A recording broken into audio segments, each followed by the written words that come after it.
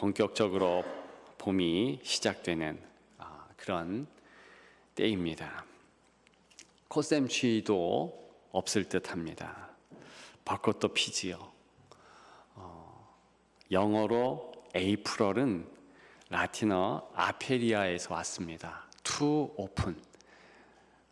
그 의미가 활짝 연다.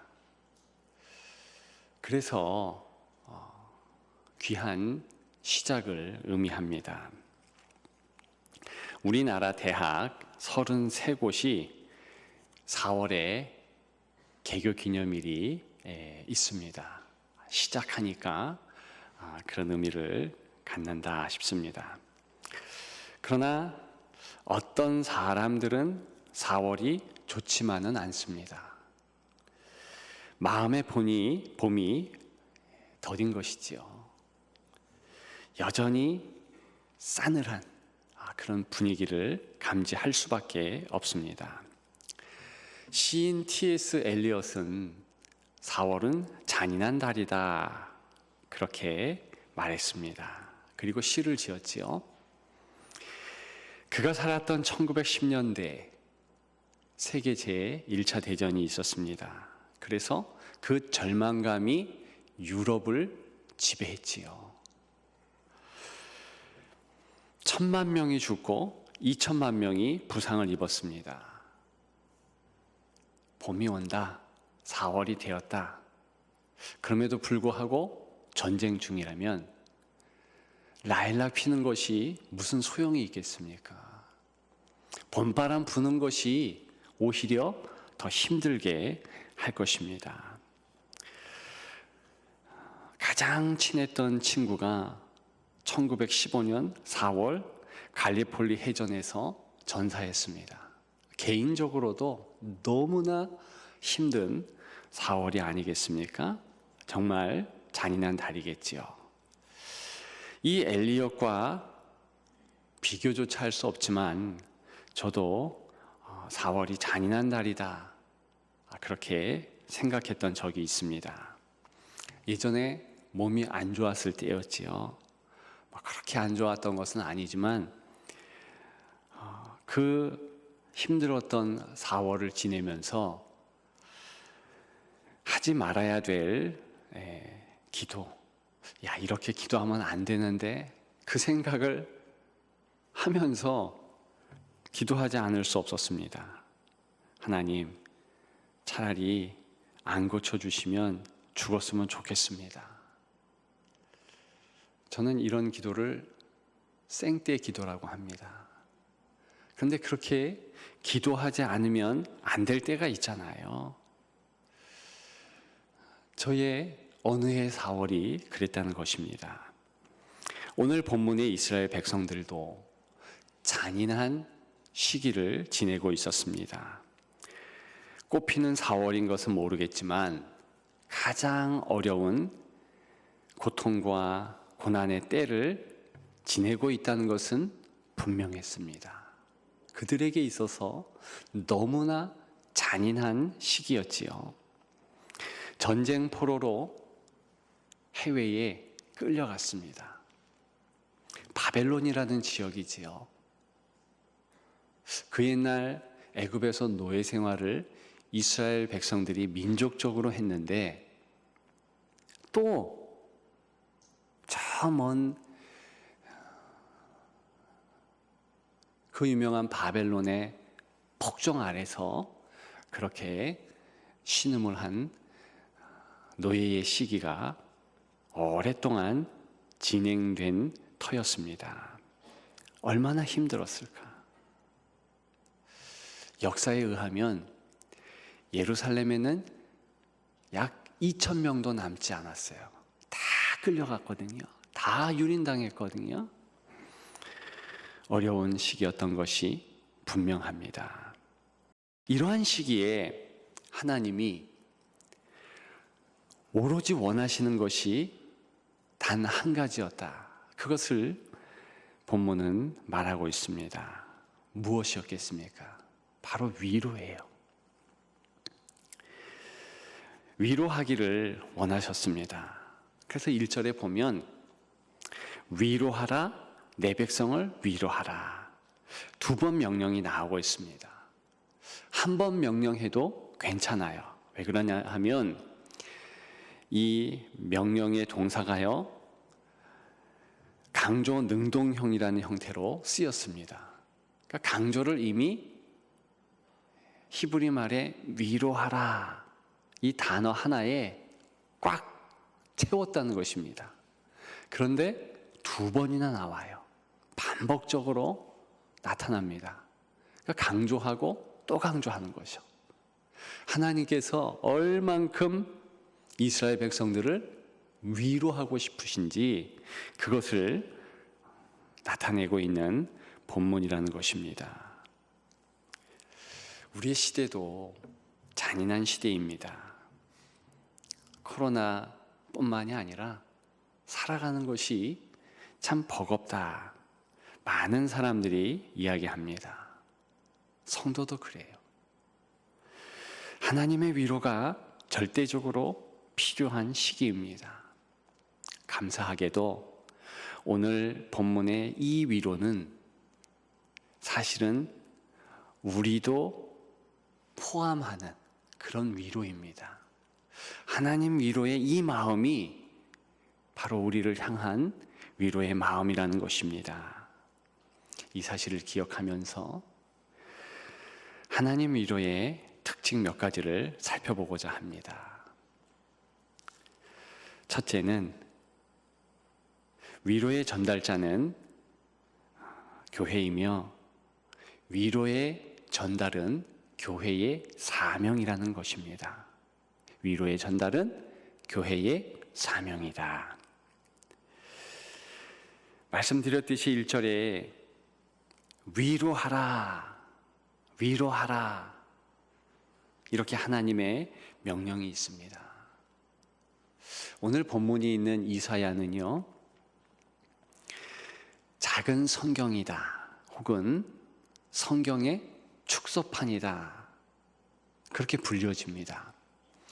이사야는 66장으로 이루어져 있습니다. 한번 새벽 기도 때 말씀드린 적이 있는데 마치 구약과 신약을 아우르는 그러한 모양새를 취합니다. 그래서 구약에 죄를 진 인생, 하나님의 심판이 있고 신약에 그런 죄인들을 껴안으시는 하나님의 사랑과 구원이 나타나는 것과 마찬가지로 이 이사야는 초반에 하나님의 심판이 집약적으로 나타납니다. 구약이 39권이지요. 그래서 이 이사야도 1장부터 39장까지 그런 하나님의 엄한 심판이 나타납니다. 그런데 신약이 분위기가 바뀌듯이 이사야 40장부터 마지막 66장, 그러니까 27장, 신약의 27권처럼 하나님의 구원이 아름답게 담겨져 있습니다. 오늘 이 본문의 말씀은 이사야의 입술을 통해서 150년 전에 예언한 것입니다. 바벨론 나라가 이렇게 이스라엘을 점령했고 끌려갔다. 이런 것은 이제 실제로 역사가 일어날 때 알았던 것입니다. 그런데 그 일이 시작되기도 전에 우리 하나님은 말씀하는 거예요. 왜 그랬겠습니까? 역사에 이러한 어려움이 있다. 그것은 왜 그런가? 이전에 나타났듯이 너희들이 나를 떠났기 때문이다. 내가 심판한다. 어려움이 있다. 그러나 마음에 소망을 두라. 다시 회복하는 은혜도 있는데 나의 위로가 집약적으로 나타날 때이다. 역사를 보게 되면 그런 정황이 정말로 나타납니다. 하나님께서 일정한 시기가 되면 다시 회복시키시고 이스라엘 백성들이 예루살렘에 돌아오도록 그렇게 만들어 주십니다. 그러면서 2절에 하반절 여호와의 손에서 벌을 배나 받았느니라 할지니라 하시니라. 벌을 배나 받았대요. 사실은요, 더 많이 맞아야 되는 거예요. 그런데 하나님은 애틋한 거예요. 그래, 너희가 고생했구나. 어려움을 당했구나.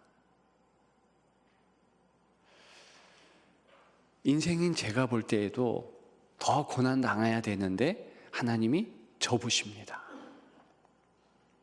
그것을 알 수 있어요. 마치 잘못한 자녀에게 부모가 회초리를 들고 때려주면서 더 때려야 되는데 너무 안 된 거예요. 안타까운 거예요. 그래서 회초리를 거두면서 안아주는 그 모습이 하나님 아버지에게서 보여진다는 것입니다. 이것이 본문에 나타난 하나님의 기본 정서예요. 그런데 그런 마음을 누가 전달하는가? 누가 메신저가 되어서 그 하나님 마음을 가르쳐 주겠는가? 그것이 오늘 본문의 또 다른 포인트입니다. 1절에 보면 너희는 위로하라 그랬어요. 대상은 잘 나타나 있죠? 내 백성. 그렇게 하나님을 떠났기에 고단받고 어려움이 있었던 하나님의 백성들. 그들을 위로하라는 거지요. 그런데 너희가 위로하래요. 1차적으로는 이 너희가 일단의 이사야와 같은 선지자들이라는 것을 알 수 있습니다. 그런데 가만히 보면 그들만이 위로자가 되라는 것이 아니라 사실은 하나님의 자녀라면, 하나님의 백성이라면 누구든지 그렇게 해야 된다. 즉 서로 위로해야 된다. 그런 내용을 말해주고 있는 것입니다. 성도의 모임인 교회는 그래서 위로 공동체인 거예요. 위로해야 하는 것입니다. 불쌍히 여기는 것이 교회가 반드시 가져야 할 모습이죠. 누구라 할지라도요, 불쌍하지 않은 존재는 없어요. 하나님은 하나님의 자녀들을 향하여서 불쌍히 여기셔요. 긍휼히 여기셔요. 그래서 다가오셔서 의의 오른손을 펼치시고 그 주님의 눈동자를 힘들고 어려운 자녀들을 향하여 돌리는 거지요.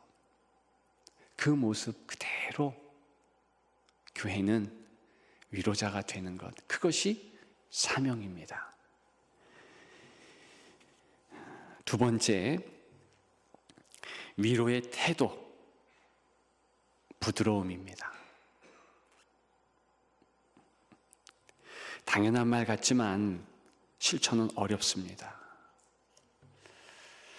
여러분 2절 보면 너희는 예루살렘의 마음에 닿도록 말하며, 이런 표현이 있어요.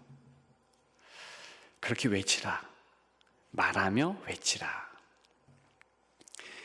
개역 한글 성경은요, 정다이 말하라, 외치라 그랬어요. 즉 다정스럽게 말하고 외치라는 거지요. 재미있는 것은 영어 성경은 이런 모습을 더 구체적으로 말해줍니다. 부드럽게, 텐더리라는 표현을 쓰고 또 카인드리, 친절하게 말하고 외치라 하는 것입니다. 원문 직역을 말씀드리면 예루살렘의 마음에 말하라는 거예요. 그러니까 마음에 진정성이 있도록 얼굴을 붉혀서 말하든 부드럽게 말하든 그 위로의 그 진정성이 전달되도록 하라는 것입니다. 분노함으로 위로하는 인물이 성경에는 나옵니다. 특히 오늘 본문 3절과 4절 외치는 자의 소리여 너희는 광야에 여호와의 길을 예비하라. 이것이 어디에 그대로 나오냐 하면 누가복음 3장 4절과 5절에 나옵니다. 누구의 사역을 말하며 나오는가? 세례 요한의 사역이에요. 세례 요한이 광야에 외치는 자의 소리였습니다. 근데 그 세례 요한은요, 과격한 언어를 썼어요. 뭐라고 말했는가 하면 독사의 자식들아. 최고의 욕이거든요. 그런데 그렇게 분노하는 모습과 같이 강하게 얘기했지만 그 진정은 어디에 있습니까? 하나님의 위로예요. 그래서 오늘 본문에 최초로 이 어구가 담겨져 있는 것입니다. 그렇게 화를 내도 오해함이 없어야 돼요. 그럼에도 불구하고 위로는요, 정상적이라면 부드럽게 그리고 친절하게 해야 하는 것입니다. 태도가 그렇다는 거예요. 진정 어린 마음을 전달하는 것, 대체로 부드럽죠. 그래서 예수 그리스도는 온유하시다, 성경은 말해주고 있습니다.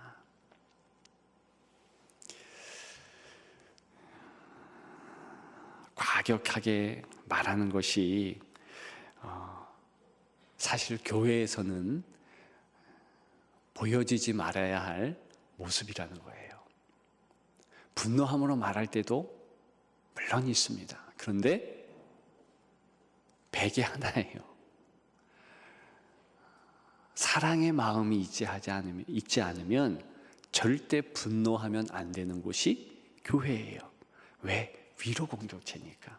왜? 위로의 태도가 오늘 나오고 있으니까. 여러분, 그런데 이것이요, 저절로 되는 것은 아니잖아요. 특히 힘든 시기에는 그렇게 되지 않습니다. 오늘 2절과 3절에 보게 되면 광야에 외치는 자의 소리라고 그랬어요. 광야, 힘드는 시기다라는 것을 의미합니다. 또 사막이라고도 얘기해요. 어려운 때라는 거예요. 그럴 때는 사람들의 마음이 강팍해집니다. 저절로 부드럽게 얘기해지는 것이 아니에요. 우리 시대에 얼마나 언어가 강팍해졌습니까? 너무 강팍해서요, 예를 말씀드리기도 싫어요. 다 알기 때문에. 아이들의 이 언어 습관, 어른들도 얼마나 강팍한 언어 습관을 보여주는지요. 여러분, 오늘 본문은요, 우리가 부드럽게 되는 것이 거저되는 것이 아니라고 해요. 하나님의 마음을 알아야 된다는 것입니다. 그러면서 중요한 표현이 있습니다.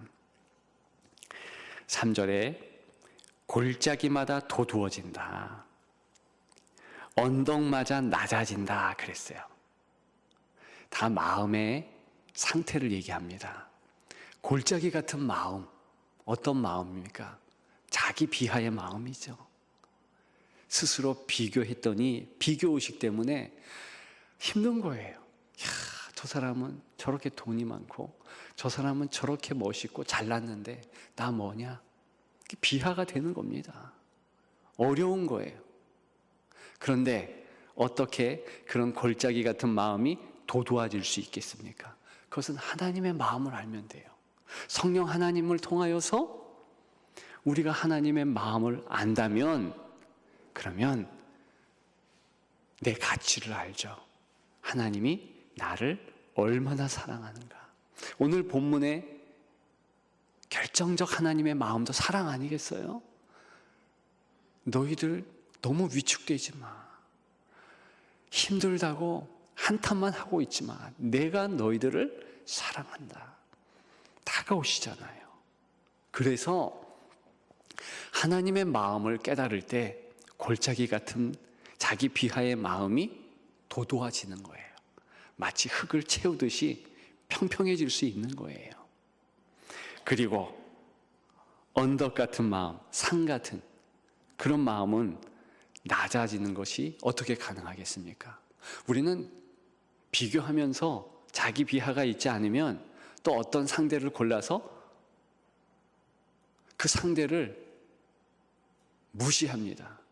그러면서 내가 교만한 자리로 올라갑니다. 자연히 그렇게 되는 거예요. 교만해지죠. 그래서 산 같은 교만을 보여지게 됩니다. 어떻게 해야 될까요? 예, 맞습니다. 역시 성령 하나님께서 주시는 그 촉촉한 마음으로 나의 교만을 꺾는 거예요. 하나님 앞에서 교만할 자리가 어디에 있겠습니까? 우리도 가끔 성도로서 교만해질 때가 있잖아요. 봉사를 열심히 할 때, 또 헌물을 이렇게 낼 수 있는 그런 여건들이 되어서 헌물할 때, 제가 좀 아팠을 때 왜 차라리 죽여달라 그런 기도를 했냐면 본전 생각이 났기 때문입니다. 당시에 열심히 하나님의 사역을 했거든요. 몸과 마음을 다해서. 그러니까 저도 모르게 하나님 앞에서 교만한 기도를 하더라고요. 하나님, 이럴 거면 차라리 죽는 게 낫겠습니다. 근데 어떻게 하나님 앞에서 그런 기도를 할 수가 있겠습니까? 근데 제가 보니까 교만이 치닫고 있었던 거예요. 왜? 내가 하나님 앞에 열심히 봉사하고 사역을 한다. 이런 마음이 있었더라는 거죠. 그것이 인간이에요. 그런데 실제로 가만히 하나님의 역사, 하나님의 인도하심을 생각해 보면 그렇게 내세울 것이 없어요. 그러면 안 되는 거예요. 교만을 꺾어야 되는 거예요. 하나님 앞에 범죄한 아담과 하와가 나무 뒤에 숨었잖아요. 그 숨는 것도 잘못된 것이지만 하나님 앞에 나와가지고 저 인간 때문에 그랬다. 저 동물 때문에 그랬다. 그것도 또한 얼마나 교만스러운 마음입니까? 자기도 죄를 지었는데, 자기도 너무나 부족한데, 그래서 교만 꺾는 거예요. 오늘 본문은 그 하나님의 마음을 알면 골짜기 도두어지고 언덕이 낮아지는 그런 은혜가 있다. 오늘 제목이 무엇입니까? 어서 오세요. 중부 명성교회입니다. 진정으로 환대하자는 거죠. 마음을 다해서 활짝 열고 어서 오세요.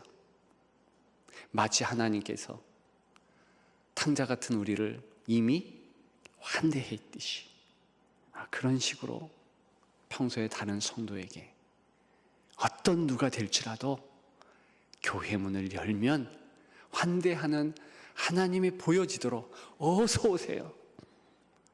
그런 반가움이 있고 아름다운 교제가 있고, 그래서 행복한 우리 교회가 돼야 할 것입니다.